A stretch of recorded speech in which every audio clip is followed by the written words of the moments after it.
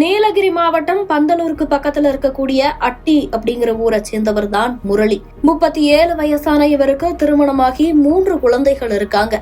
அரசு போக்குவரத்து கழகத்துல ஓட்டுநரா பணிபுரிஞ்சிட்டு வந்துட்டு இருந்திருக்கார். இந்த நிலையில தான் கடந்த 26ஆம் தேதி அதிகாலையில திடீர்னு வீட்டை விட்டு நெருப்பு பற்று எரிய ஓடி வந்த அவரு வீட்டுக்கு வெளியில அலறலோட விழுந்திருக்கார். உடல் மொத்தமும் தீ பற்று எரியிற நிலையில அக்கம் பக்கத்தினர் வந்து அவரை மீட்டு மருத்துவமனையில சேர்த்திருக்காங்க. எவ்வளவு சிகிச்சை அளிச்சும் அவரை காப்பாற்ற முடியல. சிகிச்சை பலனளிக்காம நேற்றைய தினம் அவர் இறந்து போயிருக்கார். ஆனா இறக்கிறதுக்கு முன்னாடி அவர் செய்த ஒரு விஷயம்தான் அவருடைய மனைவிய காவல்துறையினரை கைது செய்ய வச்சிருக்கு. ஆமா, இவர் மேல தீப்பற்ற வச்சது அவர் மனைவிதான். காரணம், அவர் மனைவி விமலா ராணி வேறு ஒரு ஆண் நண்பரோட பழகிட்டு வந்திருக்காங்க.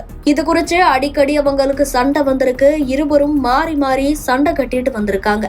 இந்த நிலையில தான் 26ஆம் தேதி அதிகாலையிலும் இதே போல தன்னுடைய போன்ல விமலா ராணி தன்னுடைய ஆண் நண்பரோட பேசிட்டு இருந்திருக்காங்க. இதை பார்த்த அவங்களுடைய கணவருக்கு கோபம் வந்திருக்கு.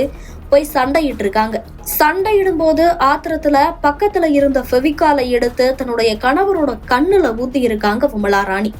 இதை தொடர்ந்து அவரால் முழிக்க முடியல. என்ன நடக்குதுன்னு தெரியல.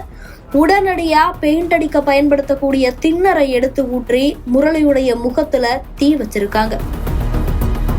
உடனடியா தீ உடல் முழுக்க பரவி இருக்கு.